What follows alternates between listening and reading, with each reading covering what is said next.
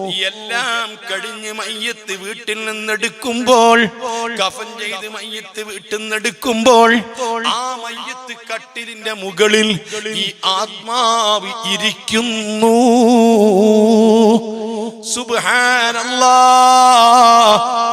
ആത്മാ എല്ലാവരും മയ്യത്ത് കട്ടിൽ ചുമലിലേറ്റി ആളുകൾ ഇങ്ങനെ ഇറങ്ങി പോകുമ്പോൾ, പള്ളിയിലേക്ക് പോകുമ്പോൾ, ശ്മശാനത്തിലേക്ക് കൊണ്ടുപോകുമ്പോൾ, ആ വീട്ടിൽ നിന്ന് അവസാനത്തെ ഇറക്കം എത്ര അധ്വാനിച്ചുണ്ടാക്കിയ വീടായി രമ്യഹർമ്യമായിരുന്നു. അതേ സമ്പാദ്യം മുഴുവനും ചെലവഴിച്ചുകൊണ്ടുണ്ടാക്കിയ ഭവനമായിരുന്നു.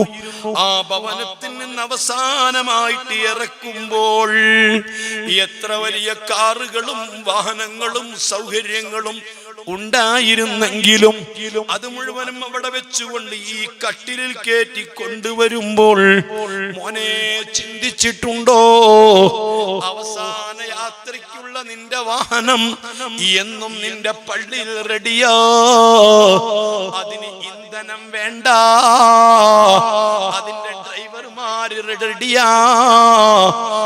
അവസാനം നിനക്ക് യാത്ര ചെയ്യാനുള്ള വാഹനത്തിന്റെ ഇന്ധനത്തിന് വില കൂടുന്നില്ല, ഡ്രൈവർമാർക്ക് സ്ട്രൈക്കില്ല. അത് കൃത്യമായിട്ട് എന്നും പള്ളിയിലേക്ക് ജുമുഅക്ക് പോകുമ്പോൾ ആ ജുമുഅത്ത് പള്ളിയിൽ അവിടെ തയ്യാർ ചെയ്യപ്പെട്ട വാഹനം ഒന്ന് കണ്ടൂടെ, ആ വാഹനത്തിലേക്കൊന്ന് നോക്കിക്കൂടെ. കുല്ലുബിനി ഉൻസാവയിൻ തലത്ത് സലമതുഹു യൗമൻ അലാ ആലത്തിൻ ഹദ്ബാ മഹ്മൂലു. കാർ വരാത്ത വീടുകൾ ഉണ്ടാവാം, ബൈക്ക് പോലും വരാത്ത വീടുകൾ ഉണ്ടാവാം, മറ്റു വാഹനങ്ങൾക്ക് സൗകര്യങ്ങളില്ലാത്ത വീടുകൾ ഉണ്ടാവാം. പക്ഷെ ഈ വാഹനം വരാത്ത വീടുകളില്ല. എല്ലാ വീട്ടിലും വരുന്ന വാഹനം, എല്ലാവരും വീട്ടിലും വരുന്ന വാഹനം, ആ വാഹനത്തിൽ നിന്നെ കയറ്റിയിട്ട് ആളുകൾ നിന്നെ ചുമലിലേറ്റി കൊണ്ടുപോകുമ്പോൾ ആ വീട്ടിന്റെ ഉള്ളിൽ നിന്ന് കരയുന്ന ശബ്ദം കേൾക്കാം. നിന്റെ പ്രിയപ്പെട്ട ഭാര്യ കരയുന്നുണ്ടാവും, മക്കള് കരയുന്നുണ്ടാവും, പലരും ശ്വാസം അടക്കി പിടിച്ച് കരയുന്നുണ്ടാവും. അങ്ങനെ കരഞ്ഞുകൊണ്ടിരിക്കുന്ന വീട്ടിലേക്ക് നോക്കിയിട്ട് ഈ കട്ടിലിന്റെ മുകളിൽ കിടക്കുന്ന ആത്മാവ് പറയുന്നൊരു വാക്കുണ്ട്, ഹബീബ് പഠിപ്പിച്ചു. സയ്യിദുന ഉമറുൽ ഫാറൂഖ് തങ്ങൾ റിപ്പോർട്ട് ചെയ്തിട്ടുണ്ട്, ആയിഷ ബീവി റിപ്പോർട്ട് ചെയ്തിട്ടുണ്ട്. യാ ജമാഅത്തി, എന്റെ കുടുംബമേ, ബന്ധുക്കളെ, എന്റെ കൂട്ടുകാരെ, ലാ തഗറന്നകുമുദ്ദുനിയാ കമാ ഗറത്നി. ഈ ദുനിയാവ് എന്നെ വഞ്ചിച്ചതുപോലെ നിങ്ങളെ വഞ്ചിക്കരുത്. ഈ ദുനിയാവിലെ സുഖങ്ങളും സൗകര്യങ്ങളും ആർഭാടങ്ങളും ഞാൻ കണ്ടപ്പോൾ ഇതാണ് എന്റെ ജീവിതമെന്ന് ഞാൻ മനസ്സിലാക്കി. ഇവിടെയാണ് സുഖം വേണ്ടത് എന്ന് മനസ്സിലാക്കി, ഇവിടെയാണ് സൗകര്യങ്ങൾ വേണ്ടതെന്ന് മനസ്സിലാക്കി, ഇവിടെയാണ് സുന്ദര വീടുകൾ വെക്കേണ്ടതെന്ന് മനസ്സിലാക്കി. ഈ ദുനിയാവിന്റെ ചുറ്റുപാടുകളിൽ മുഴുകിയിട്ട് ഈ യാത്ര മറന്നുപോയി, എന്റെ വീട് മറന്നുപോയി. എനിക്ക് സംഭവിച്ചത് നിങ്ങൾക്ക് സംഭവിക്കരുത്. ഈ ദുനിയാവ് എന്നെ കളിപ്പിച്ചതുപോലെ നിങ്ങളെ കളിപ്പിക്കരുത് എന്ന് ഈ ആത്മാവ് കട്ടിലിന്റെ മുകളിൽ കിടന്ന് പറയുന്നുണ്ട്.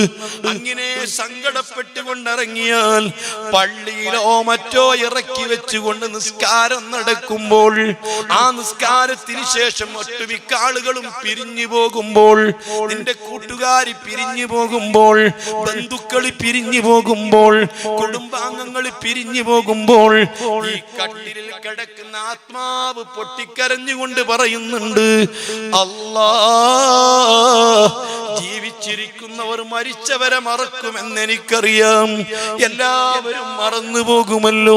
ആരാ മരിച്ചവരെ മറക്കാത്തത്? ഏത് മക്കളാ തന്റെ പ്രിയപ്പെട്ട ഉപ്പയെ മറക്കാത്തത്? ഏത് ഭർത്താവാ ഭാര്യയെ മറക്കാത്തത്? മറക്കാത്തത്? ഏത് ഭാര്യ ഭർത്താവിനെ മറക്കാത്തത്? ഏത് കൂട്ടുകാരനാ കൂട്ടുകാരെ മറക്കാത്തത്? മരിച്ചവരെ മറക്കുമെന്നറിയാം, അവരെ ഓർക്കില്ലെന്നറിയാം. പക്ഷേ എന്റെ പ്രിയപ്പെട്ട കൂട്ടുകാർക്കും എന്റെ മക്കൾക്കും എന്റെ ബന്ധുമിത്രാദികൾക്കും എന്റെ വീടൊന്നു കാണാൻ, എന്റെ വീടിന്റെ അരികിൽ എന്ന് വരാൻ പോലും സമയം കിട്ടിയില്ലല്ലോ. എത്ര പെട്ടെന്നാണ് അവരെന്നെ മറന്ന് വിട്ടുപോയത്.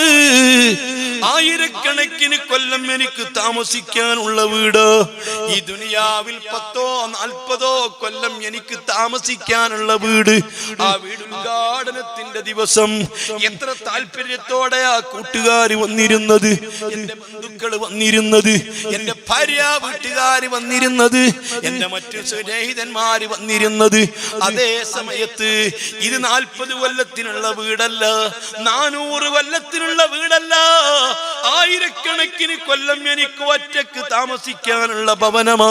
ഈ ഭവനത്തിന്റെ അരികിൽ വന്നിട്ട് എന്റെ വീടൊന്നു കാണാൻ, എന്റെ വീടൊന്ന് വിലയിരുത്താൻ എന്റെ കൂട്ടുകാർക്ക് കഴിഞ്ഞില്ലല്ലോ എന്നും പറഞ്ഞ ആത്മാവ് പൊട്ടിക്കരയുന്നു. വീണ്ടും അവിടുന്ന് കബറിലേക്ക് എടുക്കുന്നു. മയ്യത്ത് കബറിന്റെ കാല് വരുന്ന ഭാഗത്ത് വെച്ചിട്ട് ആ സ്ട്രെച്ചറിൽ നിന്ന് മയ്യത്തെടുത്തിട്ട് സുബ്ഹാനല്ലാഹ്, നല്ല ആരോഗ്യമുള്ള ആഴമുള്ള ഒരാള് ആ കബറിലേക്ക് അങ്ങ് ഇറങ്ങിയിട്ട് ഈ മയ്യത്ത് അങ്ങേറ്റ് വാങ്ങിയിട്ട് ഈ മയ്യത്ത് ചരിച്ച ആ കബറിൽ കിടത്തുന്നത്.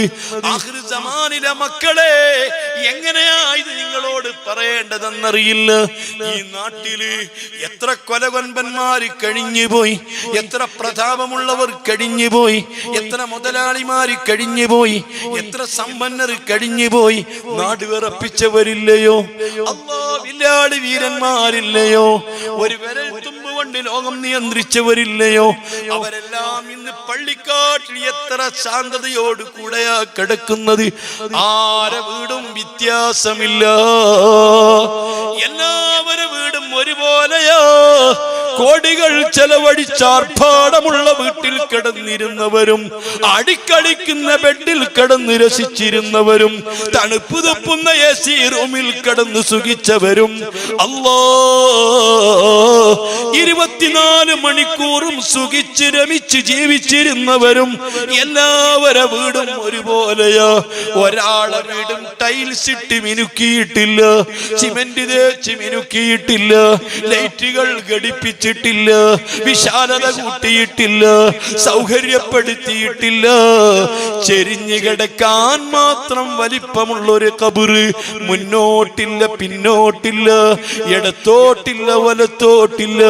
നിന്നെ പതിയതാ കബറിൽ ചരിച്ച് കിടത്തുന്നു. മലർന്ന് കിടത്താൻ പാടില്ലല്ലോ, കമഴ്ത്തി കിടത്താൻ പാടില്ലല്ലോ. കൃത്യമായിട്ട് ചരിച്ചു തന്നെ കബറിൽ കിടത്തണം. സുബ്ഹാനല്ലാഹ്. ഏത് മുതലാളിക്കും ഏത് തൊഴിലാളിക്കും ഏത് മുട്ടാള പാവപ്പെട്ടവനും ഒരേ ഡ്രസ്സുകളാ.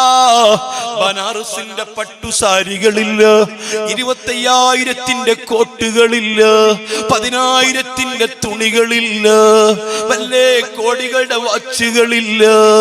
ആ എല്ലാവർക്കും ഒരേ വസ്ത്രം തന്നെയാ.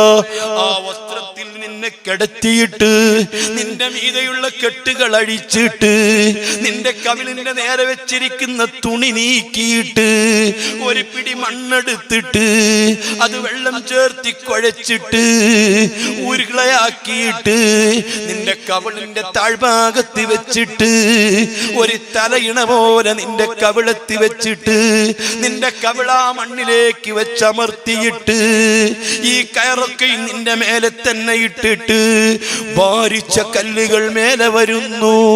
ആ കല്ലുകൾ വന്നിട്ട് ഓരോന്നായി അടുക്കി വെക്കുന്നു, ഓരോ ഹോളുകളും അടയ്ക്കുന്നു. എന്തൊരു ചൂടാ, എന്തൊരു ഇരുളാ, എന്തൊരു എന്തൊരു കഷ്ടപ്പാടാ. ആ ഖബർ മാറായിട്ട് എല്ലാ ഓളുകളും അടച്ച് ചുറ്റുഭാഗത്തും നിൽക്കുന്ന നിന്റെ പൊന്നോമന മകനാ ഒരു പിടി മണ്ണെടുത്ത് നിന്റെ മേലേക്ക് എറിയുന്നു. നിന്റെ ഭർത്താവിതാ മേലേക്ക് മണ്ണിടുന്നു. നിന്റെ പ്രിയപ്പെട്ട ശിഷ്യനിതാ മേലേക്ക് മണ്ണിടുന്നു. വല്ലാത്തൊരു ധൈര്യമല്ലേ എന്റെ പ്രിയപ്പെട്ട ശൈഖ് ബഹുമാനപ്പെട്ട വൈലത്തൂര് തങ്ങളുപ്പാപ്പാന്റെ ഖബറിന്റെ മോൾ മണ്ണിടാൻ എനിക്ക് ധൈര്യം വന്നില്ല. ആ ബഹുമാനപ്പെട്ട ഫാത്തിമ ബീവി ചോദിച്ചിരുന്നു, ഹസൻ തങ്ങളോട് ചോദിച്ചിരുന്നു, ഹുസൈൻ തങ്ങളോട് ചോദിച്ചിരുന്നു, ഉപ്പാപ്പ മുത്തുനബിന്റെ ശരീരത്തിലേക്ക് മണ്ണിടാൻ നിങ്ങൾക്ക് ധൈര്യം വന്നോ? ഇല്ല ഇല്ല, കൽബുള്ളവർക്ക് കഴിയില്ല, മനസ്സുള്ളവർക്ക് കഴിയില്ല, ആത്മബന്ധമുള്ളവർക്ക് കഴിയില്ല. ആ ഒരുമിച്ച് കൂടി ആളുകൾ മണ്ണിടുന്നു, കൈക്കോട്ട് കൊണ്ട് കബറുകൾ നിറയ്ക്കുന്നു, ഒരു മീസാൻ കല്ലും കുത്തുന്നു, ഒരു ചെടിയും വെക്കുന്നു, ഒരു തൊട്ടി വെള്ളവും ഒഴിക്കുന്നു. അതിനുശേഷം നിങ്ങൾക്ക് കേൾക്കണോ, ഏതോ ഉസ്താദ് ഫാത്തിഹ ഓതി ദുആ ചെയ്യുന്നു. യാസീൻ ഓതാൻ സമയം കിട്ടാറില്ല, ഖത്മ് തീർക്കാൻ സമയം കിട്ടാറില്ല. ഷാഫി ഇമാം പറഞ്ഞു, ആ സമയത്ത് ഖത്മ് തീർക്കലാ ഞാൻ ഏറ്റവും കൂടുതൽ ഇഷ്ടപ്പെടുന്നത്. ആർക്കുണ്ട് സമയം, ആർക്കുണ്ട് നേരം? ഇതൊന്ന് കഴിഞ്ഞാൽ പിരിഞ്ഞു പോകാമായിരുന്നു. അങ്ങനെ പിരിഞ്ഞു പോരുമ്പോ എല്ലാവരും പറയാതെ പറയുന്നൊരു വാക്കുണ്ട്, എനിക്കിടന്നടോ, അനുഭവിച്ചടോ, ദുനിയാവിൽ നീ ചെയ്തു കൂട്ടിയ എല്ലാ പരാക്രമങ്ങൾക്കും, നിന്റെ ഹുങ്കാരങ്ങൾക്കും, നിന്റെ തമ്മാടിത്തരങ്ങൾക്കും, നിന്റെ എല്ലാ വിഴുപ്പലക്കലുകൾക്കും മതിയായത് അനുഭവിച്ചോ. നീയായി നിന്റെ പാടായി മക്കളാകുന്ന ഞങ്ങൾ നിങ്ങളെ